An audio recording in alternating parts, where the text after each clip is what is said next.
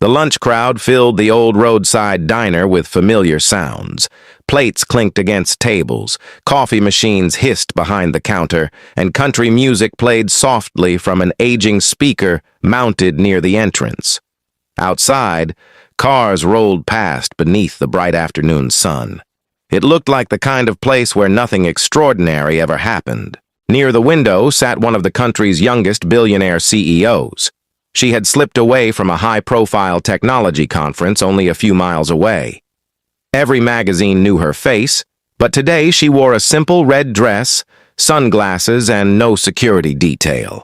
For the first time in weeks, she wanted 30 quiet minutes where nobody expected decisions worth millions of dollars.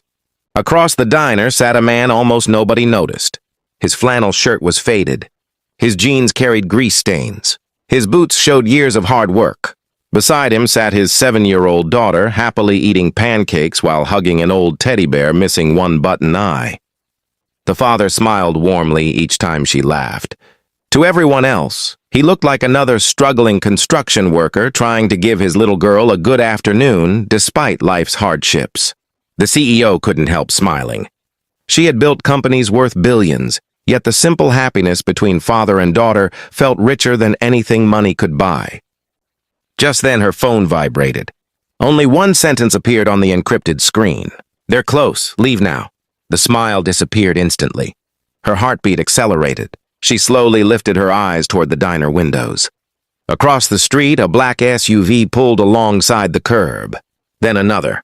3 men stepped out wearing baseball caps, sunglasses, and dark jackets despite the warm weather. They weren't talking.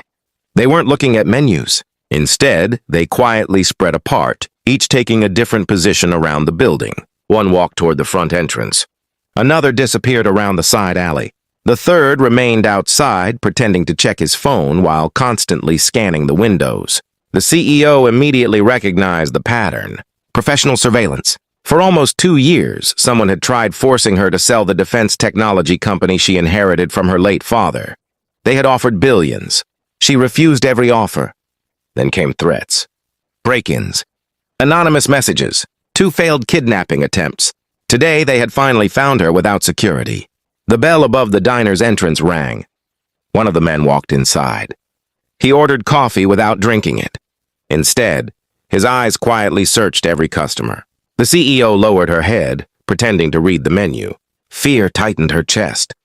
She knew escape was no longer possible. At that moment, the single father walked past her booth, carrying extra napkins for his daughter. Without lifting her eyes, she whispered so softly that almost no sound escaped. "They're here for me." The father stopped, only for a fraction of a second. Then he calmly asked, "How many?" 3, maybe more. "Outside?" "And one inside." Exactly 15 seconds passed. The father gently crouched beside his daughter. "Sweetheart." She looked up immediately. "Remember our camping game?" She smiled and nodded. "If Daddy tells you to hide?"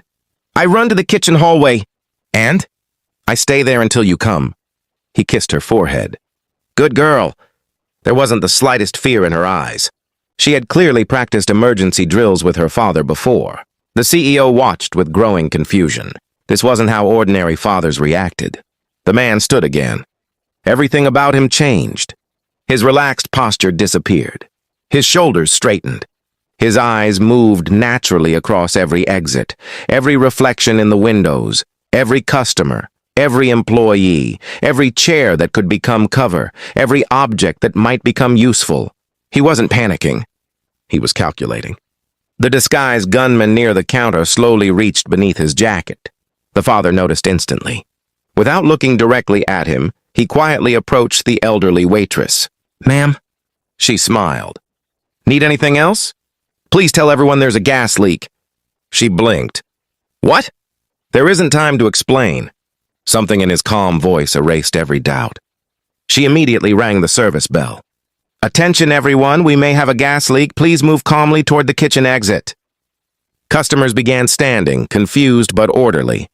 The gunman's expression hardened. His carefully planned ambush was slipping away. He reached for the pistol hidden beneath his jacket. The father calmly stepped between him and the crowd. "Looking for someone?" he asked. The gunman stared. You should move. I don't think that's happening. The CEO felt chills. This wasn't courage. This was experience. The attacker finally drew his weapon. Customers screamed. Tables crashed across the floor.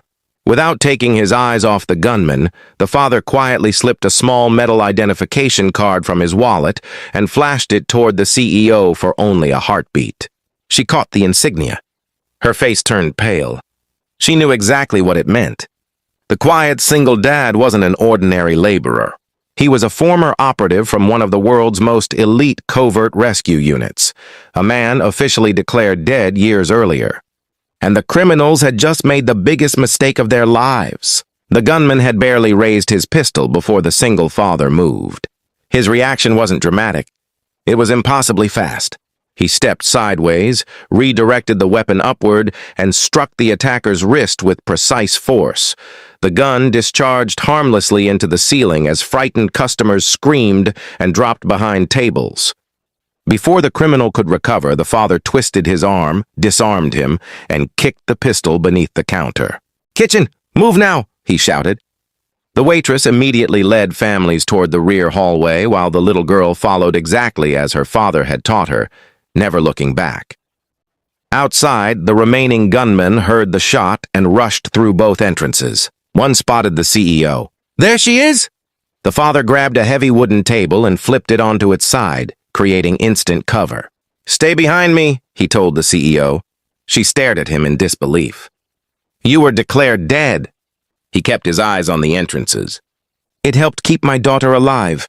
The second gunman fired repeatedly. Bullets splintered booths and shattered windows, but the father calmly waited for the brief pause every trained shooter eventually made while changing magazines.